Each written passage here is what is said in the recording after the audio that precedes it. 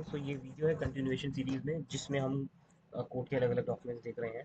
तो सबकी रिक्वेस्ट थी। तो क्या है ये जो डॉक्यूमेंट है, ये 138 का केस है। किस तरह एक 138 का केस फाइल होता है उसका डॉक्यूमेंट है ये, जो एक्चुअल कोर्ट का डॉक्यूमेंट है।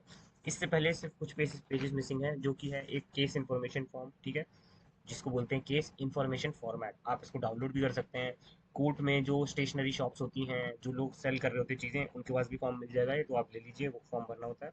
उस पर मैं एक सेपरेट शॉर्ट वीडियो बना दूंगा कि उसको कैसे फिल करते हैं। इसके बाद होता है सेकंड पेज, जो कि होता है इंडेक्स। ऊपर का ये जो लिखा है ना, इन द मेट्रोपॉलिटन मजिस्ट्रेट या in the court of honourable chief metropolitan magistrate west Delhi criminal complain, इसको ऐसे भी लिख सकते हैं कि इन द कोर्ट ऑफ, जो जज का नाम है वो, यहाँ जज का नाम रैंक लिख सकते हैं। नॉर्थ वेस्ट जो भी है कोर्ट का नाम लिख सकते हैं। जैसे मान लो इन्होंने दिल्ली लिख रखा है, तो ये कब लिख रखा होगा इनने, जब इनको कंफर्म नहीं होगा कि ये ज्यूरिसडिक्शन कहाँ का पड़ेगा। तो साथ में लिख सकते हैं हम 30,000 या रोहनी, या मान लीजिए पटियाला हाउस न्यू दिल्ली है, तो इस तरह से। क्रिमिनल कंप्लेन का जो फ्रंट है ये सेंटर में आ सकता था, मतलब ये जो ऊपर वाला देख रहे हैं आप, इसके साथ ये क्रिमिनल कंप्लेन एक साथ एक लाइन में आ सकता था। इन द मैटर ऑफ जो है वो कैपिटल हो सकता था। मतलब थोड़ी थोड़ी कमियां हैं, मतलब सबकी ड्राफ्टिंग अलग होती है, मैं इस तरह से रखता हूँ। और इंडेक्स जो है, इंडेक्स में आता है सबसे पहले मेमो ऑफ पार्टी, जो इसमें नहीं है। मेमो ऑफ पार्टी क्या चीज़ है? मेमो ऑफ पार्टी बहुत सिंपल चीज़ है, जिसकी में जो ऊपर चीज़ें देख रहे हैं आप, ये इन द कोर्ट ऑफ, ये जो आप ऊपर चीज़ें देख रहे हैं इन द कोर्ट ऑफ, इसमें सब सेम चीज़ें आएंगी।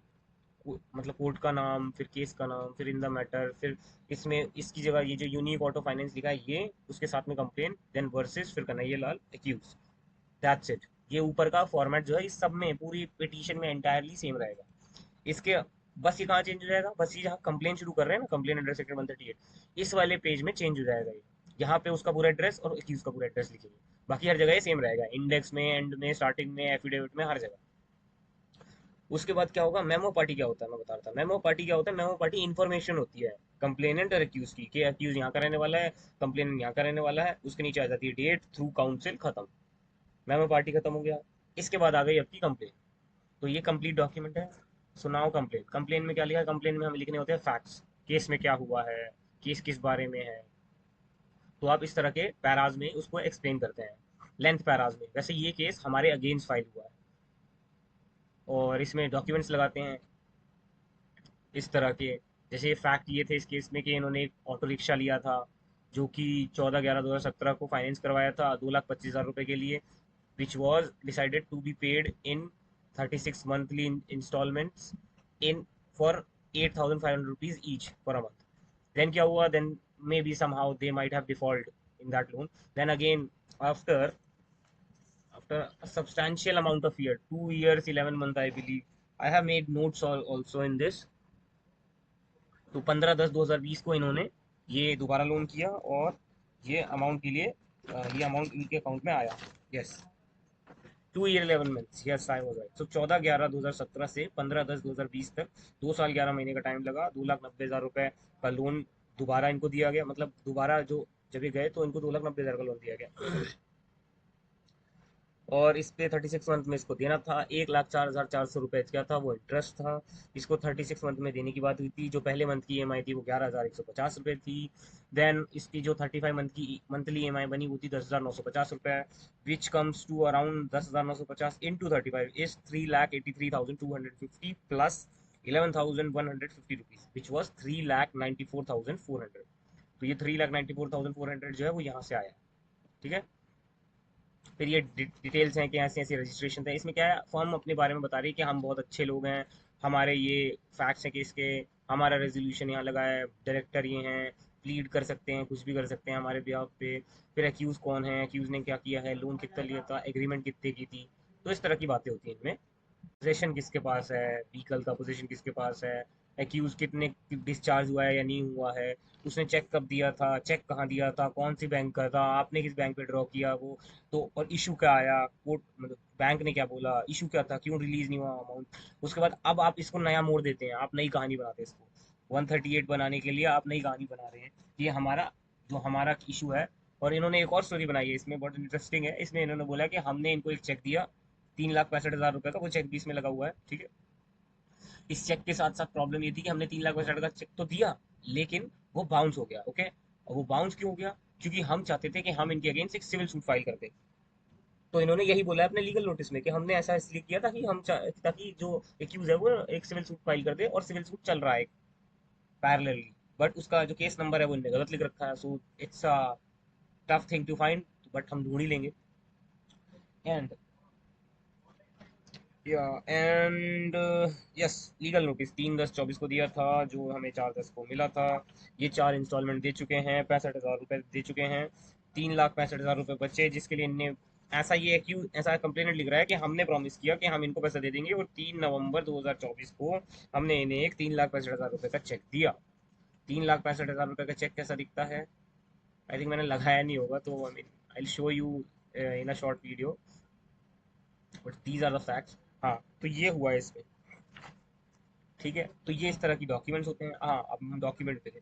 तो ये पैराज होते हैं, हमें पैराज को ब्रीफ रखना, मतलब ब्रीफ रखिए पैराज को, और ट्राई कीजिए पैराज में, मतलब हर एक पैरा में कोई नई इन्फॉर्मेशन कोशिश कीजिए आए, भले ही इन्फॉर्मेशन आप सेम दे रहे हो।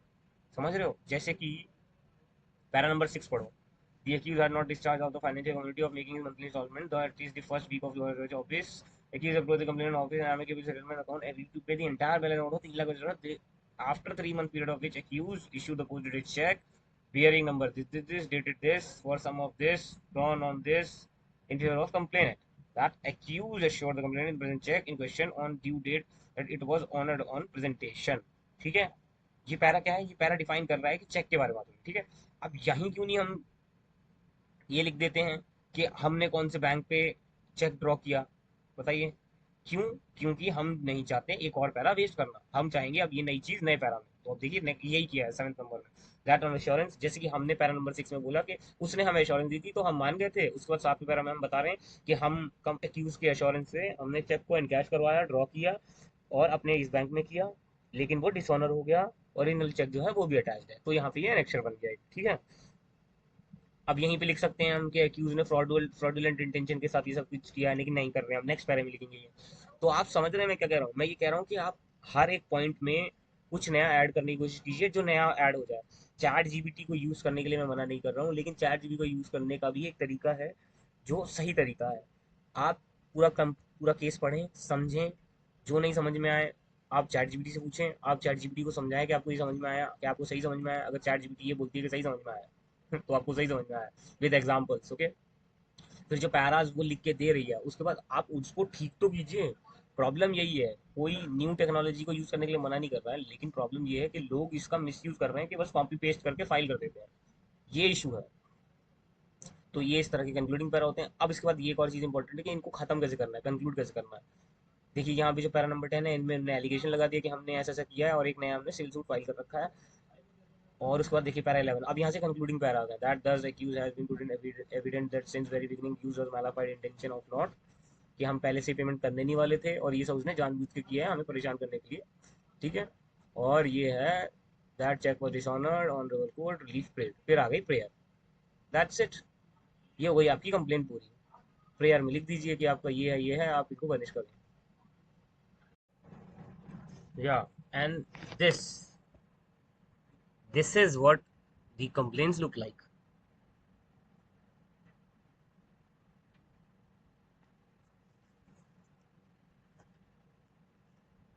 Yes, this is what complaints look like. तो और यहाँ पे आप जरूरी नहीं है चेतन गुलानी, मतलब ये तो जो दत्त वकील साहब हैं, उनका नाम है, और ये आर कंप्लेनेंट जो भी है ये है, और डेट लिखते हैं। ठीक है, इसके बाद क्या करते हैं हम? इसके बाद एक और इंटरेस्टिंग चीज़ है इसमें, इन्होंने एक एप्लीकेशन लगाई है। एप्लीकेशन किस चीज़ की है? एप्लीकेशन है section 143A(1) of negotiable instrument act. अब section 143A(1) of negotiable instrument act क्या है, और ये कहता क्या है? Section 143A of Negotiable Instrument Act कहता है कि notwithstanding anything contained in this Code of Criminal Procedure 1993, the court is trying an offence under Section 138 may order the drawer of the check to pay interim compensation to the complainant in a summary trial or summon case where the pleads not guilty to accusation made in the complaint and in any other case upon framing of the charge। कहने का मतलब क्या है? इस section का मतलब है कि यहाँ पे मजिस्ट्रेट को पावर है कि वो अप टू 20% तक का चेक अमाउंट जो है वो इंटरिम कंपनसेशन की तरह एक्यूज से ले सकता है। अगर ये समरी ट्रायल है, या तो समन केस ट्रायल होगा, अगर अक्यूज प्लीड करता है कि नॉट गिल्टी, ठीक है, and if the warrant case, और अगर ये वारंट केसेस की तरह चलता है तो वो फ्रेमिंग ऑफ चार्जेस के बाद होगा ये। अगर ये समरी ट्रायल की तरह चलेगा तो यहाँ पे प्लीड नॉट गिल्टी करना पड़ेगा। अब ये जो पैसा होगा ये किसको पे करना पड़ेगा, ये कंप्लेनेंट को पे करना पड़ेगा during the pendency of trial. Conviction के बाद नहीं, जब तक केस चलेगा तब तक एक्यूज को पैसा देना पड़ेगा। इंटरिम का मतलब यही है कि अभी हाल के लिए, राइट। तो इसकी एप्लीकेशन मूव कर दी इनने कि भाई कंप्लेनेंट से हमें इंटरिम कंपनसेशन दिलाया जाए, और ये गलत चीज़ है जो भी है, ये इस तरह की है एप्लीकेशन है और जजमेंट दे रखी है जो कि इनके फेवर में भी गई। अभी एक ऑर्डर शीट भी पढ़ाऊंगा आपको। अब एक और इंटरेस्टिंग चीज़ है, प्री समनिंग एविडेंस। आपने बहुत सुना होगा ये समनिंग एविडेंस क्या होते हैं, प्री समनिंग एविडेंस क्या होते हैं, एविडेंस क्या होते हैं, समन क्या होता है ये। अब आप देख रहे हो फॉर्मेट क्या है जो मैं बता रहा था आपको, ये इन द कोर्ट ऑफ, ये सेम ही रहेगा हर जगह, ठीक है, बस हेडिंग चेंज होती रहेंगी। जैसे कि हम स्कूल में नहीं करते थे, टॉपिक्स लिख दिया, या मान लो हम कोई पैराग्राफ लिख रहे हैं तो उसमें नहीं हम बीच बीच में सब हेडिंग्स लिखते थे, तो ये इस तरह की सब हेडिंग्स हैं, चेंज होती रहती हैं। अब इन सब हेडिंग्स को कवर करने के लिए हमारे पास अलग से बुक्स हैं, उन बुक्स में से हम सेक्शन देखते हैं, उनके फॉर्मेट्स दे रखे हैं पीछे कुछ, और बाकी फॉर्मेट्स ऑनलाइन मिल ही जाते हैं। प्री समनिंग एविडेंस है ये। इसमें सबसे पहले क्या आएगा, नाम आएगा जो आपका क्लाइंट है उसका, एड्रेस। उसके बाद ये लाइन याद कर लीजिए, न्यू दिल्ली, ये हो गया। उसके बाद does hereby forms and declares as under, अब यहाँ से शुरू होगा। अब आप इसकी राइटिंग पढ़िए, दैट डिपोनेंट सेज, डायरेक्टर यार, ये हर लाइन ऐसी शुरू होगी, that is, that initially, that, मतलब नॉर्मली सेंटेंस नहीं शुरू होंगे। अब यहाँ पे वही कर रहे हैं, यहाँ पे वही पूरा पैराग्राफ कॉपी पेस्ट कर दिया उनने के 36 महीने और वो जो मैंने आपको बताया, और यहाँ तक ये पूरा, और ये उन्होंने कहा है कि हमने ये डॉक्यूमेंट लगा दिए हैं X1। एक्यूज कंफर्म कर रहा है कि एक्यूज कौन से कंफर्म कर रहा है, लोन एग्रीमेंट है, लोन एग्रीमेंट पे एक्यूज के साइन है कि हाँ हम पैसा दे देंगे, वही देखिए ना, स्टेटमेंट ऑफ अकाउंट भी है। और यहाँ पे पोजीशन ऑफ एक्यूज का, जो पोजीशन ऑफ जो व्हीकल है क्वेश्चन, वो एक्यूज के पास है ऐसा वो कह रहे हैं, लेकिन ऐसा नहीं है। और इस तरह के पैराज होते हैं। और जो एग्जिबिट करते हैं हम डॉक्यूमेंट, इसमें इस पे लिखते हैं एग्जिबिट CW1, एंड वही वो चेक का इशू लिख रखा है 138 में हमने फाइल किया है। और बस, और ये बता रहे हैं कि जो समन है लीगल, और जो लीगल नोटिस है वो भेजा है वो भी सर्व हो चुका है। और इस तरह से इसको डिसऑनर कर दिया है हमने। देखिए एंड में क्या है, that the cheque was issued on dishonour with the jurisdiction of dishonour court, cause is acting to file the present case has been guided with the jurisdiction of dishonour court on report of an offence committed by grant relief prayer. इसमें prayer क्यों नहीं लिखी, आप बोलेंगे prayer इसलिए नहीं लिखी है क्योंकि प्रेयर क्यों नहीं लिखी है, प्रेयर इसलिए नहीं लिखी है क्योंकि प्री समनिंग एविडेंस का मतलब ये होता है समन से पहले के जो एविडेंस कंप्लेनेंट फाइल कर रहा है कि साहब हमारे केस में ये इशू है और मेरे पास इसके लिए ये सबूत है, देखो ऐसा ए बता रहा है कोर्ट में। फॉर एग्जांपल ABC का एग्जांपल लेते हैं, ए ने कहा, नहीं ABC नहीं, ए बी में लोग कंफ्यूज हो जाते हैं और ए बी में ही है सारे एग्जांपल्स, तो नाम रखते हैं एक्चुअली। तो अमित ने बोला कि साहब मेरे से इसने 4 लाख रुपए लिए हैं, और इसने वो एज अ कंप्लेन पे लिखा है, ठीक है। अब ये जो 4 लाख रुपए लिए हैं वो कोर्ट में बता रहा है कि साहब 4 लाख रुपए मैंने इसलिए दिए थे, और मैंने ये चेक दिया था और इतने लोगों के सामने दिया था। सो सो वेयर वर, हाँ, तो चार एग्जाम्पल था, हाँ। तो 4 लाख रुपए इसलिए लिए थे, और मैंने इसको ये बोल दिया था कि ऐसी ऐसी बात है। तो अब अब कोर्ट आपकी बात क्यों माने, आपने तो कंप्लेन में लिख दिया, बस कंप्लेन में लिखने से कुछ नहीं होगा। अब आप इसके साथ फाइल करेंगे और स्ट्रॉन्ग करने के लिए अपना केस, प्री समनिंग एविडेंस, कि भाई जो एक्यूज है उसको बुलाओ, उसको समन करो। इसलिए उसके आगे प्री समनिंग लिखा हुआ है। समन से पहले के जो डॉक्यूमेंट्स हैं उनको प्री समनिंग डॉक्यूमेंट को एविडेंस बोलते हैं, तो प्री समनिंग एविडेंस होता है, समझ रहे हैं। तो ये है प्री समनिंग एविडेंस। और एविडेंस को कवर किया गया है CRPC में भी, NI एक्ट में भी। जैसे CRPC का सेक्शन 200 बोलता था एग्जामिनेशन ऑफ कंप्लेनेंट और postponement of issue of process, या इशू ऑफ प्रोसेस, या evidence by way of affidavit. तो ये सेक्शन 145 बोलता है एफिडेविट। तो अब ये सेक्शन चेंज हो गए हैं, बस आगे पीछे हो गए हैं, तो मैं वही बता रहा हूँ। तो यस, तो अब इसीलिए कोर्ट आपकी बात मानेगा क्योंकि आपने प्री समनिंग एविडेंस फाइल किया है, मतलब आप एविडेंस दिखा रहे हैं कोर्ट को, ठीक है। तो ये हो गया प्री समनिंग एविडेंस। ये हम बात कर रहे हैं टोटली, आप मेरे साथ ट्रैक पे रहें।